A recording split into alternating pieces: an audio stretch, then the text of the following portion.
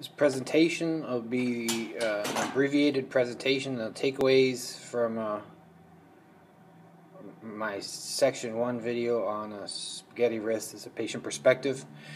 These are most likely the points that a medical professional might find useful as they consider this injury. The format is done this way so I can kind of organize my thoughts. It's a bit basic, but it should do. Again, takeaways from a spaghetti wrist injury. These are the 4 or 5 major points. Weeks 0 through 2, cast was off at 2. The longer video might be more appropriate for a patient. I would elaborate on these points. Again, this is a complex injury. It's a difficult and prolonged rehabilitation. I think you should pick your patients with an idea that they're going to have to be intimately involved in their rehabilitation, and it's going to be continuous, go on for months, probably years. So choose your patients accordingly. Point I'd like to make is dietary choices likely optimize healing and certainly reduce throbbing. The idea is stripping fat from the diet leads to greater circulation in the periphery, the fingers.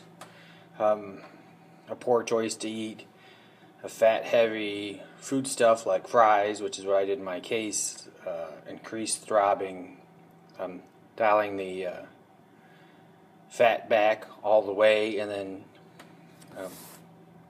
adding it back into the diet in small amounts. As again I discussed in the video, probably advisable for a patient, and if they're feeling throbbing that seems to be related to meals, I would certainly suggest stripping the fat out and then adding it back.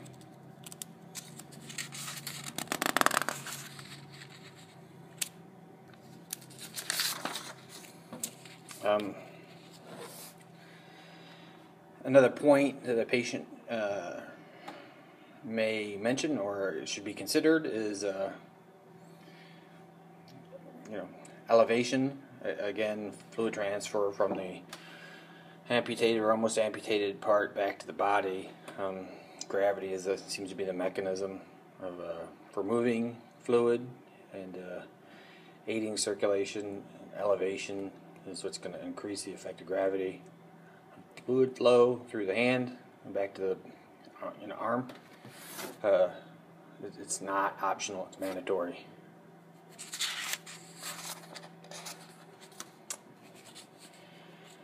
Protection.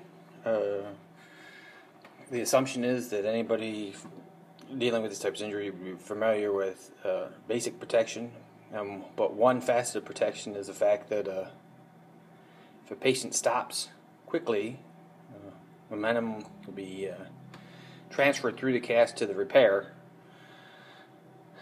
In my case, any quick stop of forward motion had a sensation I had not experienced before. It just needs to be accounted for, something if the patient was aware this could happen, could minimize it, and then when it did happen, realize immediately what that sensation was, that it wasn't the end of the world. In fact, it was just momentum, and there are some simple steps to decrease momentum.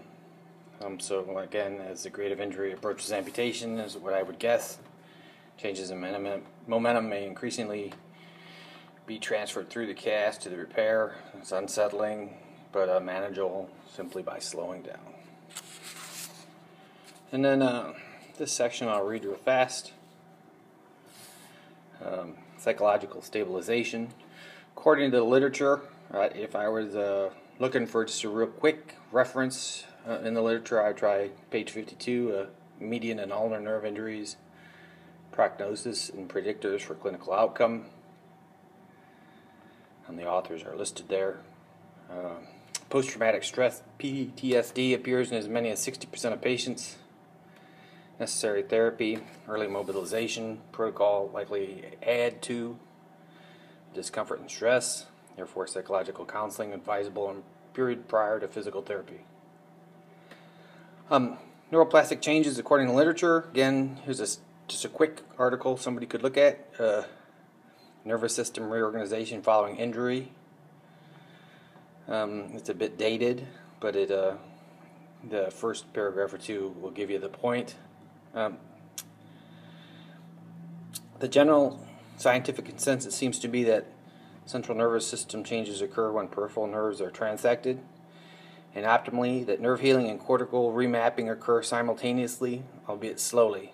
The reason I'm listing this in the first 2 weeks is I think a window of opportunity would be missed if you did not advise a patient to have a formal counseling session or two with a counselor, discuss the level of difficulty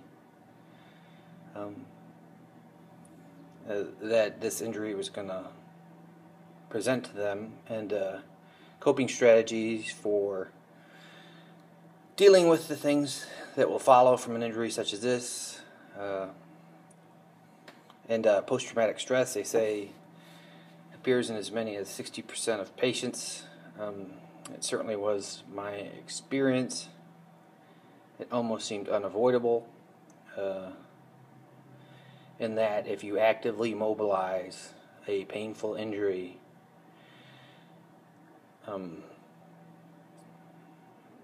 you are dealing with unpleasantness in a manner that's almost involuntary. So just take into account the fact that the literature indicates post-traumatic stress is common, and it'd have to be included in a clinician's thought process.